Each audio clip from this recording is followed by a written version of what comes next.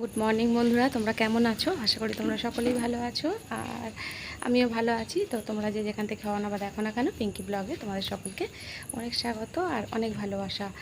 আর এখন বাজে হচ্ছে তোমার 4:10 থেকে 15 হবে এখন বাজে। তো এত ভোরবেলা কোথায় যাচ্ছি? চলো, এত ভোরবেলা কোথায় যাচ্ছি সেটা তোমরা পুরোটাই দেখতে পাবে। তো পুরো ভিডিওটা স্কিপ না করে দেখতে থাকো, তাহলেই জানতে পারবে যে এত ভোরবেলা আমরা কোথায় যাচ্ছি। আর এবার আমি চুড়িদার পরিনি, দেখো শাড়ি পরেছি। কেমন লাগছে বন্ধুরা অবশ্যই তোমরা কমেন্টে জানিও। এখানে এক বৌদি আসবে, যার জন্য দাঁড়িয়ে আছি। চলো দেখতে থাকো আর সাথে থাকো। প্রথমেই বন্ধুরা বাবা ভোলেনাথের মন্দিরে চলে এসেছি। তো এসে একটু বাবাকে দর্শন করে নিলাম, সাথে অনেকেই দেখো দর্শন করছে, যারা যারা সব যাবে।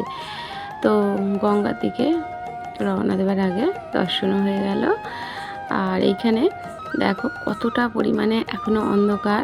বেশ কিছুটা টোটো এসে সারি সারি লাইনে দাঁড়িয়েছে আর বেশ কিছুটা এখনও আসছে।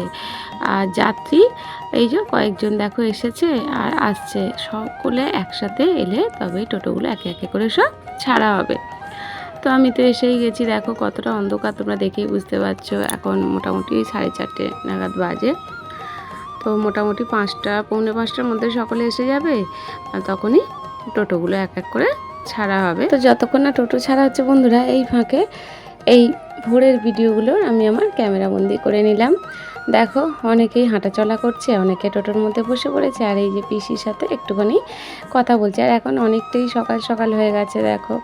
চলো এবারে বেরোনো যাবে। তো আমরা রামকৃষ্ণপুর ঘাটের উদ্দেশ্যে কিন্তু বেরিয়ে পড়েছি। চলো যাওয়া যাক সকলে মিলে। আর এই দেখো রামকৃষ্ণপুর ঘাটে পৌঁছেও গেছি। তো ভিড়টা বেশ ভালোই ছিল। আর এবারে কতজন হয়েছে সেটা আমার ঠিক জানা নেই, কেন তোমরা সকলেই জানো যে মাকে নিয়ে একটু ব্যস্ত আছি বা চিন্তায় আছি বলতে পারো, যার জন্য এদিকটার মানে জানা হয়নি কতজন। যাই হোক, অনেকেই এসেছি আমরা। তো এখানে এসে তাড়াতাড়ি করে অনেকেই স্নান করে নিচ্ছে। বাবা ভোলেনাথের জন্য ফুল, মালা, বেলপাতা, ধূপ, বাতি এই সমস্ত জিনিস কিনে নিচ্ছে। আবার কেউ কেউ আছে গঙ্গার সামনেটা একটু নেবে, সেলফি তুলছে, যেমন আমি করি, এরকম অনেকেই করে। তো যাই হোক, যে যার মতন করে করে নিচ্ছে সাজিয়ে গুছিয়ে। তো চলো ফাইনালি আমিও নেমে পড়ি। দুটো ডাম এনেছি, সেইগুলো ভরবো, ভরে নিয়ে তারপরে সেগুলো ছেলের হাতে দেবো, তারপর স্নানটা সেরে নেব। এই দেখো নেমে পড়েছি।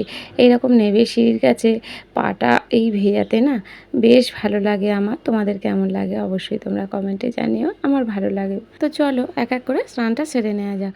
আমার হয়ে গেলে ছেলেও বাকি আছে, ছেলেও সারবে স্নানটা। তো স্নান টান সেরে তারপরে আবার ফুল, ধূপ, বাতি এসব কেনারও আছে। চলো বন্ধুরা, আর কত অপরূপ গঙ্গার দৃশ্য সেইটাও তোমাদের একটা ঝলক দেখিয়ে দিলাম। দেখো কত বড় বড় জাহাজ এখানে। চলো একটু দেখতে থাকো।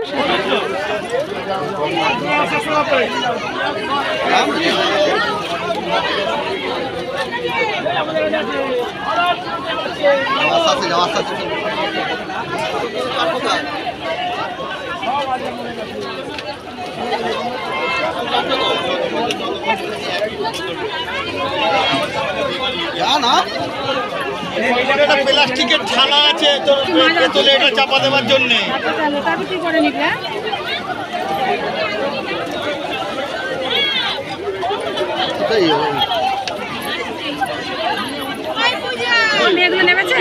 হ্যাঁ এই তো এখানে ওই তো বাবু ওই